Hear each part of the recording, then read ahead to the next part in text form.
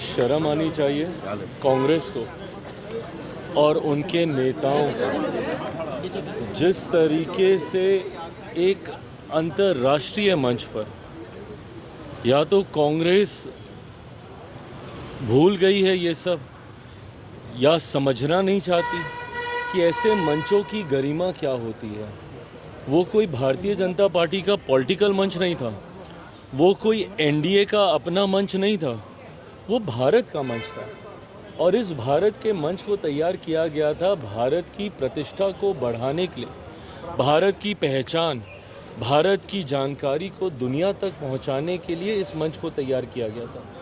और इस मंच के माध्यम से दुनिया को भारत राह दिखाना चाहता है कि एआई के क्षेत्र में हम लोग कैसे चीज़ों को और व्यवस्थित करते हुए, प्रधानमंत्री जी ने मानव का जिक्र किया, मानव के हर एक शब्द में हर उस प्रण का संकल्प है जिसके आधार पर हम इस टेक्नोलॉजी को आगे लेकर जा सकते हैं। इस टेक्नोलॉजी में जहां हमें एहतियात भी बरतने की ज़रूरत है कि कल को ये टेक्नोलॉजी हम ही पे हावी ना हो। मानव में प्रधानमंत्री जी ने हर एक चीज़ का जिक्र किया कि टेक्नोलॉजी हमारे लिए होनी चाहिए, ना कि हम टेक्नोलॉजी के लिए होने चाहिए। इसका वैलिडेशन कैसे होना चाहिए, इसको उपयोग में कैसे लाना चाहिए। और देश के अलग अलग देशों के राष्ट्रीय अध्यक्षों ने आकर इस मंच पर हमारे इस आयोजन की सराहना करने का काम किया। उसके बाद आज जिस तरीके से कांग्रेस के नेताओं ने, और ये सुनियोजित सोची समझी साजिश थी, प्रिंटिंग आधे घंटे में तो नहीं होगी, स्पर ऑफ द मूवमेंट में तो नहीं होगी, आपने बाकायदा पूरी प्लानिंग की।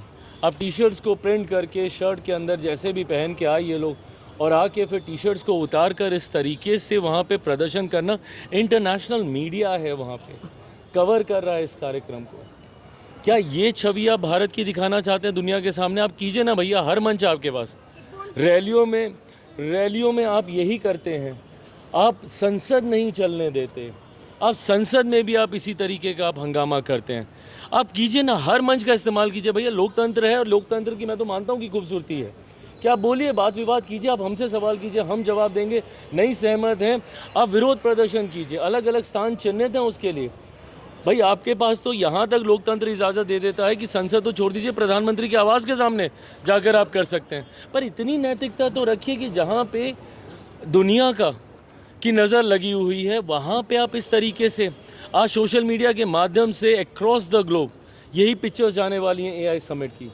क्या इस तरीके का भारत दुनिया के सामने कांग्रेस राहुल जी प्रस्तुत करना चाहते हैं? मैं मानता हूँ इसकी जितनी निंदा की जाए उतना कम है।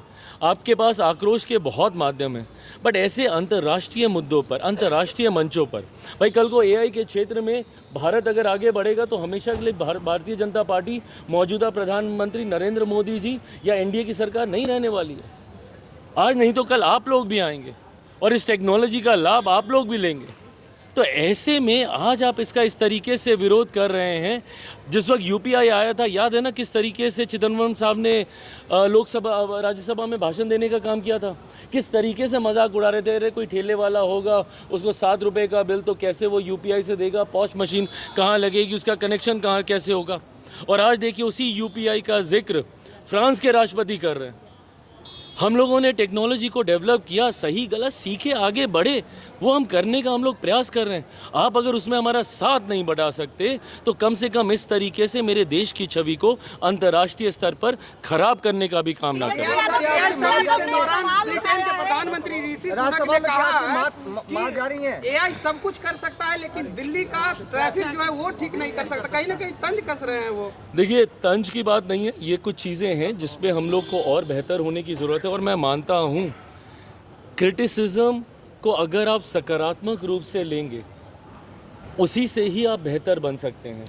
और मेरे प्रधानमंत्री, मेरी सरकार ने इस बात को सुनिश्चित किया है कि जब जब जिस विषय पर सही सवाल उठाए गए हैं, उन चीज़ों को हम लोगों ने अंकित कर कर, चिन्हित कर कर हम लोगों ने उसको बेहतर करने का काम किया है। मैं खुद मानता हूं कि मेरे दिल्ली वासियों को इस समिट की वजह से तकलीफ़ें हुई हैं, ट्रैफिक के इश्यूज़ रहे हैं, बट आने वाले दिनों में कैसे हम लोग इसको बेहतर करें, इस दिशा में भी मैं, मेरी सरकार काम करेंगे। प्रधानमंत्री जी ने हमेशा हम लोग को खुली छूट दी है, इजाज़त दी है इस बात की कि जहाँ पे भी बॉटल नेक्स आपको दिख रहे हैं, हम लोग दुनिया भर के रिफॉर्म्स क्यों कर रहे हैं।